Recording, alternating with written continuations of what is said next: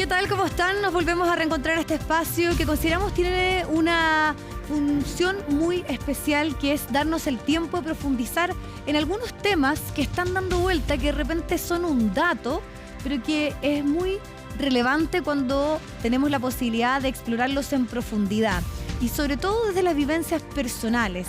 Y eso es lo que está presente en el libro de la periodista, además también editora de Anfibia, Amanda Martón Ramacciotti, con quien tenemos a esta hora el contacto. Amanda, gracias por esta comunicación para contarnos de No quería parecerme a ti, que es tu historia, la historia con tu madre, que al igual que el 1% de la población mundial tiene esquizofrenia. Y tú comienzas con esos relatos a un diario de vida, algo que todos de alguna forma en algún momento vivimos, pero contando de esta madre que no estaba, de esta madre que te entregaba ciertos regalos y tú apreciabas, y ahí se comienza a establecer todo un camino, ¿no? De esa niñez, de esas dudas, de esas preguntas, incluso con la propia palabra, ¿qué te parecía a ti? ¿Cómo poder procesarlas? Así que cuéntanos un poco de lo que ha significado todo este libro y la forma tan personal y única que tú tienes de contarnos. Muchas gracias, Viviana. Un gusto estar aquí con ustedes hoy. Bueno, la realidad es que yo desde siempre sé que mi mamá no era una persona común y corriente, ¿sí? Pero lo sabía no por su manera de ser, sino por la manera como las personas se referían a ella. Constantemente me preguntaban cómo está tu mamá, con un tono muy condescendiente, hablaban de Cecilia y a veces había algunos silencios, algunos tabúes envueltos en cómo tratarla a ella. Y yo recién cuando tenía aproximadamente 4 años, mi mamá se fue de la casa por situaciones particulares que se ven en el libro y regresa cuando yo tenía los 8 años y ahí sí regresa ya con un diagnóstico, que es esa palabra tan extraña, ¿cierto? Para una niña de 8 años que se llama esquizofrenia y que si uno va al origen etimológico de la palabra, significa escisión, rajar, separar, mentes, alma, cuerpo. Entonces es algo muy fuerte, es una palabra muy compleja y que además se parece mucho con la palabra exquisito en portugués, que es raro. Entonces, para una niña de 8 años, en ese caso era yo, escuchar que mi mamá tenía algo raro ya era un llamado de atención, ¿no? Que algo no estaba bien, que algo había que estar pendiente. Pero eso fue mi trayectoria de vida familiar con mi mamá y con mi papá a propósito de su diagnóstico. Pero cuando yo tenía ya 20 años me enteré que yo podría ser una persona también con esquizofrenia porque las probabilidades eran más altas para mí que para el resto de la población mundial. En realidad, una de cada 300 personas en el mundo vive con esquizofrenia. Antes se decía que era 1% de la población, ahora se sabe que es una de cada 300.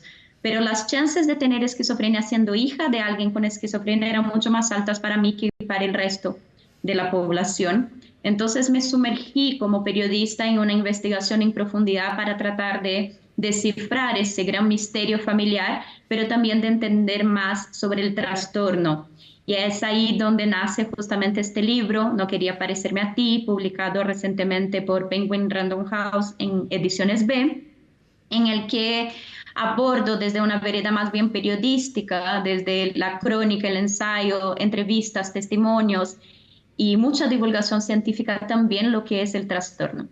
Sí, todo esto está presente y yo creo que es muy destacable porque hay mucho dato, pero está tu visión como periodista y también personal. Por ejemplo, cuando tú dices cómo los medios, y ahí eso tiene que ver con tu profesión, hablan o abordan, o los titulares que se relacionan con la palabra esquizofrenia. Tú dices el año esquizofrénico de la economía mundial, amarran a paciente con esquizofrenia que presentó crisis, Papa Francisco considera que es una esquizofrenia separar la fe de la justicia social, en fin, y otros ejemplos. Entonces, ahí tú hablas ya de la carga que tiene que vivir una persona con esquizofrenia, de alguna manera anular todos los otros ámbitos de su vida y solamente quedarse con este diagnóstico. Y eso, de alguna forma, es lo que tú viviste como hija, pero lo exploras como periodista acá. Claro, es que para mí, bueno, como periodista, las palabras tienen un peso gigante, ¿no? Por algo les comentaba antes el origen etimológico de las palabras o de la palabra esquizofrenia, pero lo cierto es que me molestaba mucho ya en mi vida profesional que cada vez que ocurría algo malo, en lugar de definir eso como algo negativo o algo malo o algo cruel u otros adjetivos, las personas usaran el término esquizofrénico o no, o esquizofrénica, o a veces esquizofrenia a secas, porque en el fondo es ponerle cargas o etiquetas a un diagnóstico y detrás de ese diagnóstico hay muchas otras cosas, ¿no? Es decir, ok, mi mamá tiene esquizofrenia y quizás ella no se atreva a hablar en la sociedad abiertamente que tiene esquizofrenia, pero probablemente ese silencio que tanta carga negativa trajo en nuestras casas, todo ese tabú, sea porque la sociedad no se hace cargo de hablar bien o de hablar coherentemente sobre qué es vivir con una persona con esquizofrenia. Entonces, yo lo que quería un poco problematizar con elementos como este era justamente decir que los diagnósticos no definen a las personas y no debieran convertirse en etiquetas sociales, ¿o no? Es decir, detrás de un diagnóstico hay una madre que ama, hay una mujer que le gusta ver películas, que le gusta leer, que le gustan los asados, que disfruta y enseña, que reta, que grita, que habla, que ama, que quiere, en fin. Detrás de los diagnósticos hay personas, hay familias, hay realidades mucho más complejas, mucho más contundentes y por eso los rótulos son tan difíciles. De hecho, uno de los hallazgos que manifiesto en el libro y que son muy interesantes es que algunos países están optando por cambiarle el nombre a ese trastorno, a ese diagnóstico, que ya no se llama esquizofrenia porque se supone que la palabra esquizofrenia ya tiene una carga social muy negativa. Y algunos estudios que se hicieron en Japón y Corea del Sur reveló que al cambiar el nombre del trastorno, inmediatamente tanto la sociedad reaccionaba mejor ante él como las personas que tenían ese trastorno, que era esquizofrenia, pero tenía el nombre cambiado, finalmente adherían mejor al tratamiento, no sé, se adjudicaban su rótulo de una manera más positiva, lograban participar de terapias, en fin. Entonces estamos hablando de una manera muy importante y muy cruda del valor de las palabras. Absolutamente, Amanda, y acá también tú exploras lo que significa para las sociedades, para los países, hacerse cargo de la salud mental, poder también hacer todos los procesos para que seamos efectivamente inclusivos y podamos comprender un poco. Por eso yo destaco el trabajo que tú hiciste que tiene que ver como divulgación científica, una exploración también periodística, pero muy personal. Y al final, me quiero ir al capítulo 32, a la página 199. Tú hablas de un debate por estos días, que es si la locura es o no un derecho. Y aquí planteas algo que es que el cuerdismo, que es una denominación que está presente, sostiene que varios de los estudios que se hacen a las personas es más bien centrarse en cómo medicar, en más bien ver cuáles son los tratamientos posibles, pero nunca se habla del origen, de cuáles son las razones de estos trastornos y de los problemas de la salud mental. Y por eso incluso tú hablas de ciertos grupos que están hablando del derecho en relación a estos temas, a que la conversación no solamente se concentre en temas que tienen que ver con los psicotrópicos o con los tratamientos, y por incluso la responsabilidad del capitalismo, de las exigencias de la vida moderna en relación, por ejemplo, a estos temas. Cuéntanos y profundiza un poco en esto que yo creo que es bien interesante.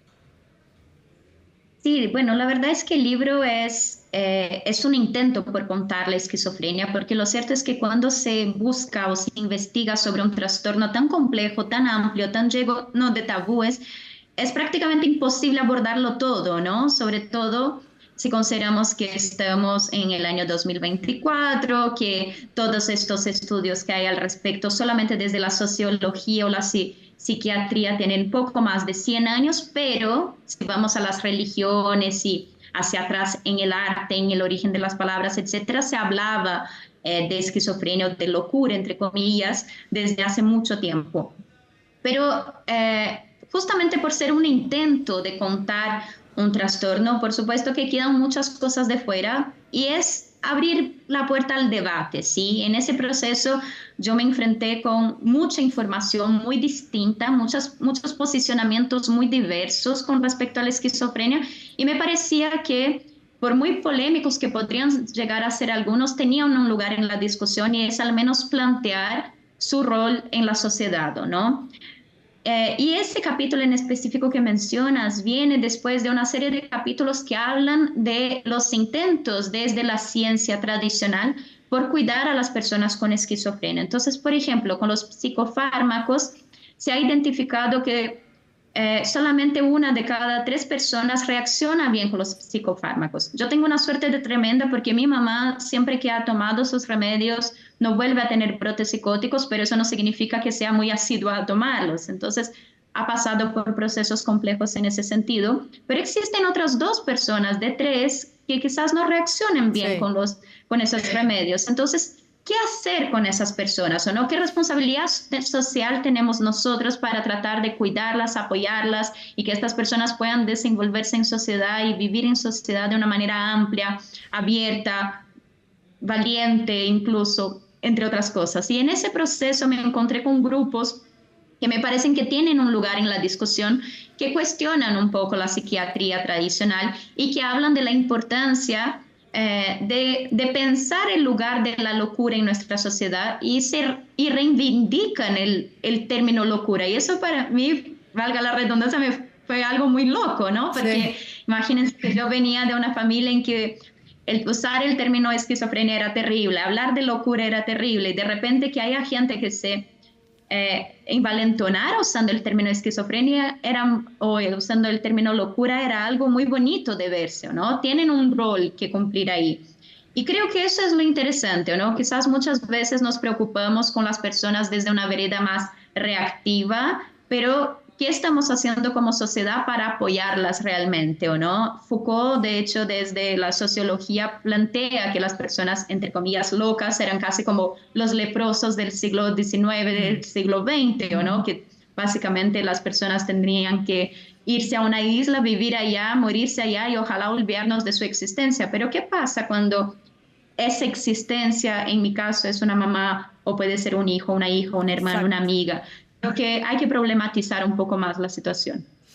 Amanda, te queremos agradecer el tiempo, obviamente destacar también tus citas a Annie Ernaux, que es que basta vivir un hecho para tener el derecho de contarlo, que es un poco la historia que está y toda la investigación, porque aquí hay muchos años, ¿no?, de tu vivencia, pero también de aportar al debate, a plantear conversaciones que son muy necesarias. Muchísimas gracias, Amanda, por este contacto. Gracias a ustedes, que ojalá disfruten el libro. Que estés muy bien. Nos reencontramos entonces pronto con otra conversación a través de las pantallas de CNN Chile. Que estén muy bien.